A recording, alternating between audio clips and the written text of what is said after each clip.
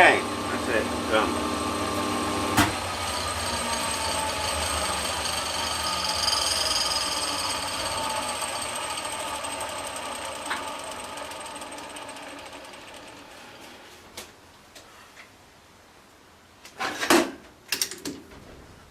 I'm going to swap this one around.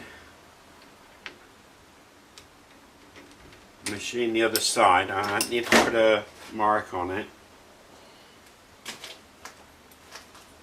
And this is a little trick I do sometimes to straighten things up in the chuck very quickly. I just want to take this outer bit down a bit, so what I'm going to do is pinch it there.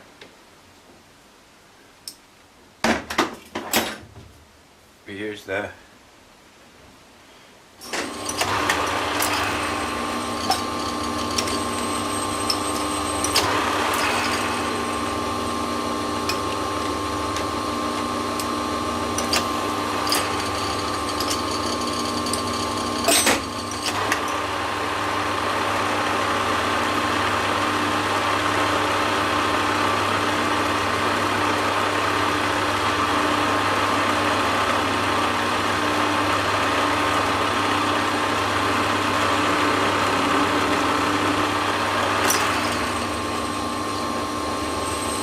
just tighten them up. There you go.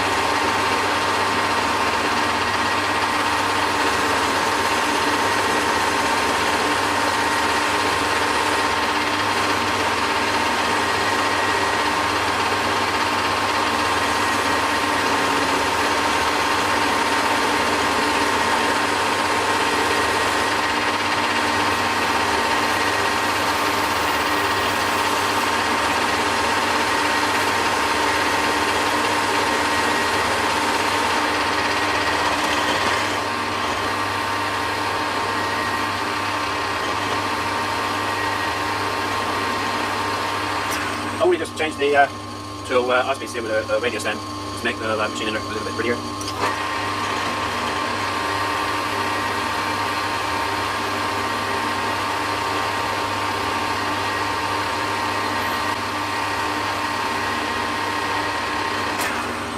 Actually, I don't know what sign it is. Here I'm using what do they call it, a left-hand motor today. Well, in this tip, it's carbide tip. That's another example. It doesn't matter whether I go. They all come up pretty good results.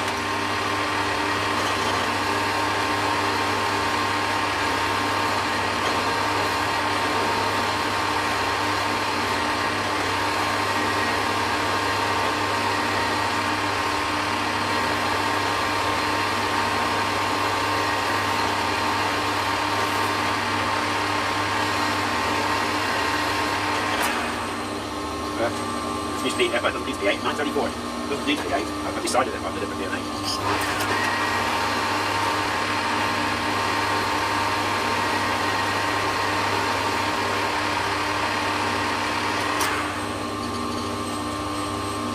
This is 22.5, just a few ahead of volts. That's 28.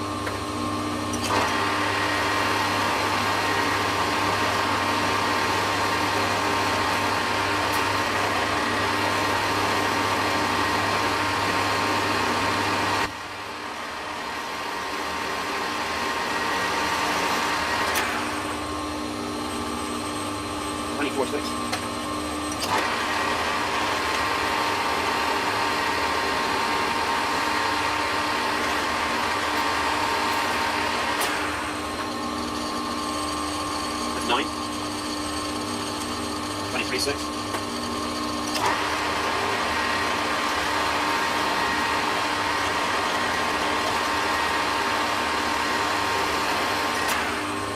This is all approximate really, it doesn't matter. 822, that's good enough for me.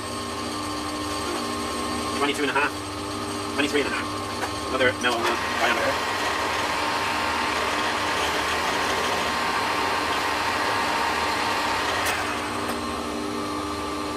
Something. We can just finish this off now.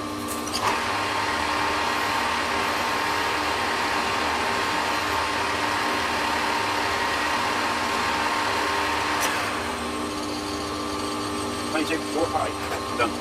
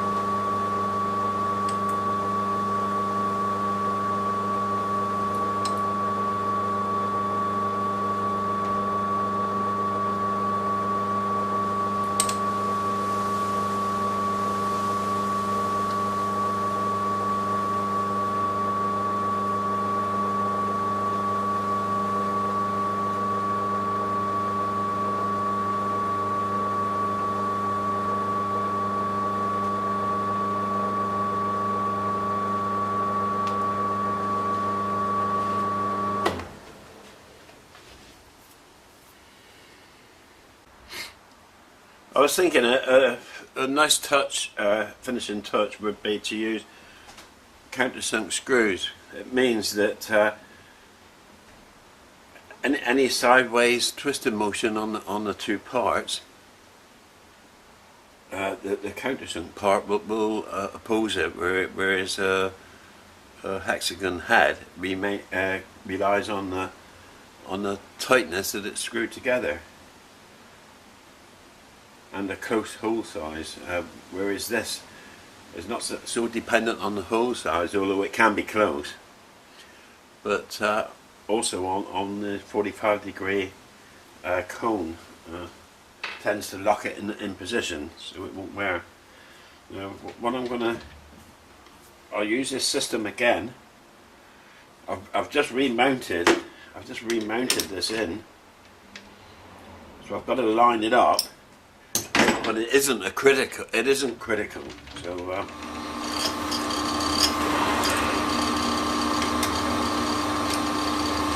okay, try again.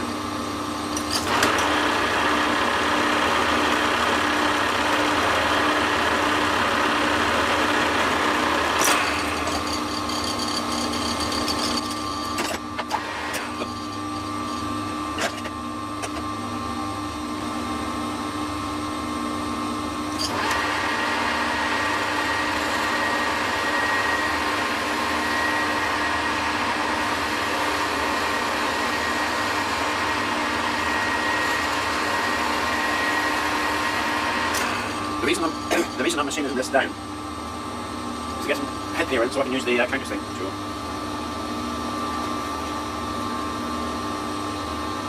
Need a little bit more, I think, for clearance.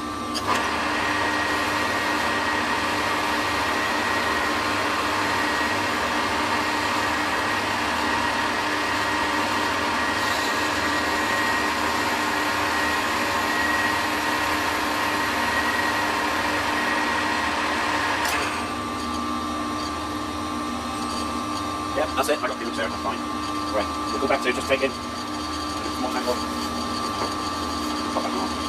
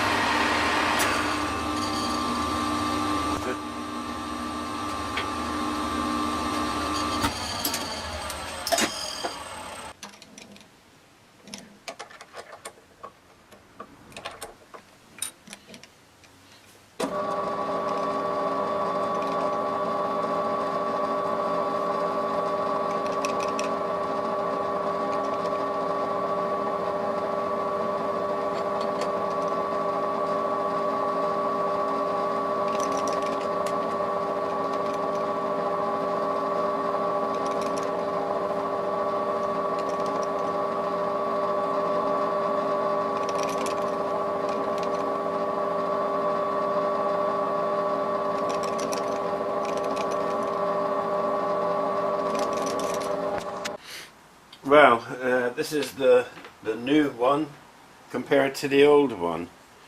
You can see that the old one, I had the grub screws that screwed into the stepper motor shaft was offset from the flange, but of course it makes sense that by having the grub screws actually within the flange itself means that I could move the grub screws forward, because I couldn't move this, the point, obviously the end of this coupling forward. I couldn't move that, so that land had to remain the same. The length of the shaft back to the stepper motor front bearing remains the same, so this had to stay in the same place. I was able to extend the thickness of the flange this way, and by sticking in, you can see how I've managed to move forward that way the grub screws, so they'll actually fit within the grooves on the stepper motor shaft. Will all this fit back together? To stop it, and if these slackened off slightly, instead of having side movement, the 45-degree cone shape of the countersink screw should stop it happening. Let's open it off. Bearing in mind I lined this set of 3 holes up using those coaxial centering devices, which I've actually used it about half a dozen times now, but I'm still not decided on just how accurate it is. In fact, the accuracy will probably improve with use, no doubt, like most things.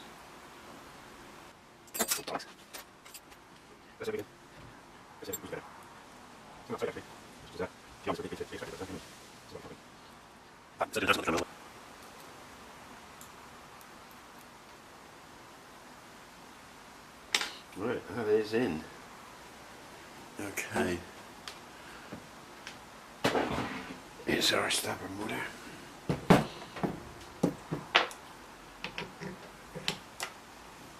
Here. Fully in, he's trying to turn the stepper motor, not quite managing it. So,